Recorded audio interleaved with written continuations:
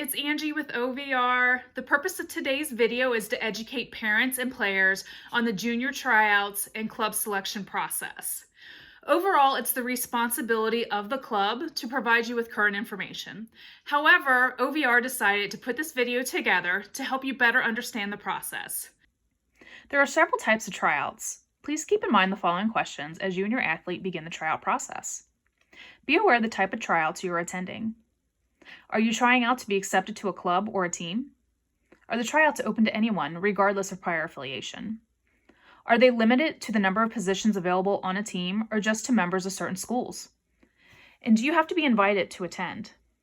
Tryouts are limited to 2 to 3 hour intervals or can be conducted over non-consecutive days, such as a Friday and a Sunday. Any additional evaluation are to be limited to 1 session per day and no more than 3 hours. The recommended cost of tryouts for a one-day event is $15.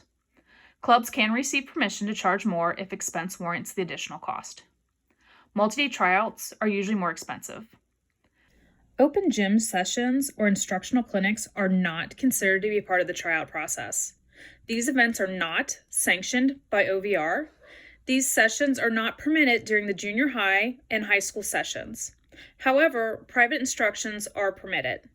Please check with your state's policy. Let's talk a little bit about insurance. Tryouts listed on the OVR website have been approved by the OVR region.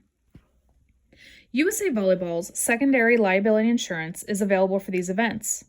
Clubs that do not sanction their tryouts with the OVR region are responsible for getting insurance for these events. Personal injury due to accidents should be covered by your primary medical insurance. Athletes attending non-sanctioned tryouts do not have USAV secondary medical insurance coverage. The next couple of slides will discuss National American and regional teams for girls. The boys and girls have different policies, however, they are similar. You can find these policies on our website. For this video, we'll discuss the girls. So let's get started with the national team. OVR designates a national level player signing day, which will be Wednesday following the day of approved tryouts for girls. So you will have 72 hours or 3 days to accept or decline the club's invitation to play, which would be this Wednesday. National team tryouts that occur after the initial signing date must provide the athlete a 48-hour time period before requiring acceptance of the contract. American and regional level players will have the full 10 days to decide whether or not they accept the invitation to play. American and regional team tryouts that occur after the initial signing date for the appropriate age group must provide the athlete a 48-hour time period before requiring acceptance of the contract. So we'll talk a little bit about acceptance. For the club's responsibilities, a club may choose to extend the acceptance deadline if they feel they need to give the athlete and their parents or guardians more time to consider their offer. This policy must be stated in writing, whether it's paper or the website. Notification by the club of athlete selection, non-selection, or waiting list status can be emailed or on the website.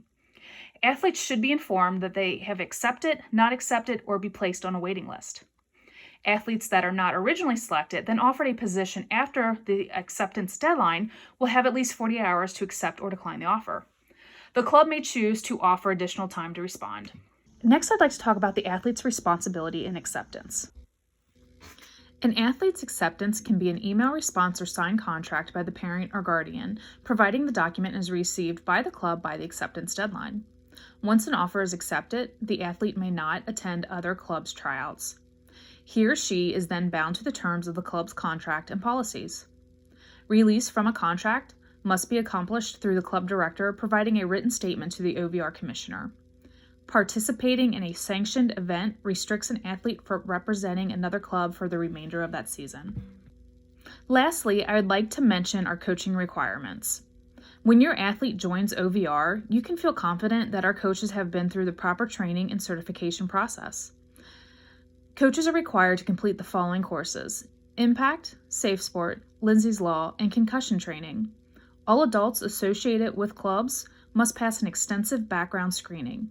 Our goal is to make sure your athlete has a good, safe, and fun experience.